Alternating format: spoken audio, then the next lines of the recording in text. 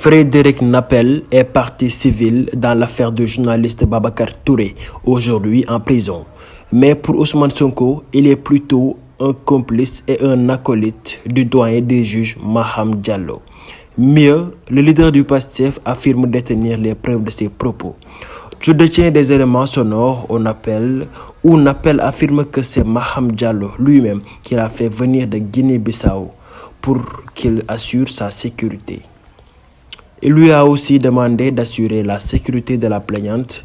Dans le même audio, il intervient dans le dossier d'une personne qui a été arrêtée pour trafic de billets de plus d'1 milliard.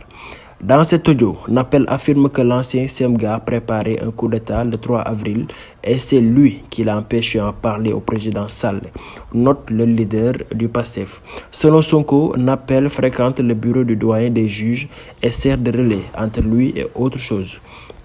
Dans cet audio, aussi, il affirme que c'est le ministre de la Justice et celui de l'Intérieur qui lui ont demandé de porter plainte contre le journaliste Babacar Touré et Sonko.